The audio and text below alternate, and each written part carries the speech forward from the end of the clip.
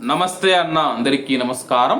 యుద్ధం ప్రారంభమైనప్పటి నుంచి హార్ముజ్ జలసంధిలో మనం చూసుకుంటే దాదాపు 20,000 మంది నావికులు చిక్కుకుని పోయారు.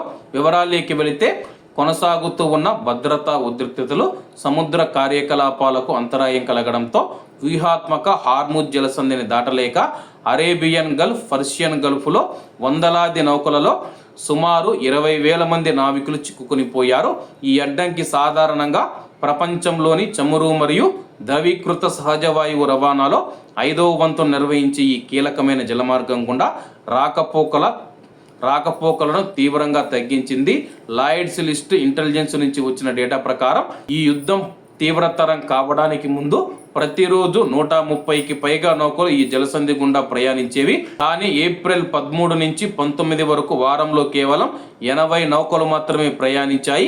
యుద్ధం ప్రారంభమైనప్పటి నుంచి ఇప్పటి వరకు డజన్ల కొద్ది నౌకలపైన దాడులు జరిగినట్లు సమాచారం. ఈ దాడుల్లో కనీసం 10 మంది నావికులు మరణించినట్లు ఐక్యరాజ్య సమితి ధృవీకరించింది. గత వారం డొనాల్డ్ ట్రంప్ కాల్పుల విరమణను నిరవధికంగా పొడిగించినప్పటికీ అమెరికా ఇరాన్ ఓడరేవులపైన తన యొక్క దిగ్బంధనాన్ని కొనసాగిస్తూ ఉంది.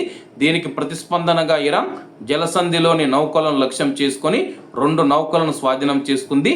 దీంతో సిబ్బందికి, ప్రపంచ నౌక రవాణాకు ముప్పు మరింత పెరిగింది.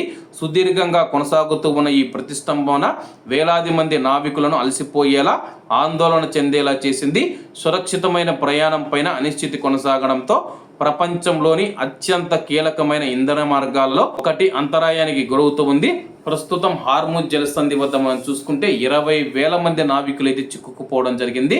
వాళ్ళను రక్షించాలని చెప్పేసి ఈ యొక్క ఇరాన్ హార్ముజ్ జలసంధిని స్వాధీనం చేసుకోవాలని చెప్పి ప్రపంచ దేశాలు పిలుపునిస్తూ ఉన్నాయి. మరి అమెరికా ఏ విధంగా స్పందిస్తుందో వేచి చూడాల్సి ఉంది. కాబట్టి అందరూ బాగుండాలి, అందులో మనం ఉండాలి. అందరికీ నమస్తే అన్న, జై హింద్.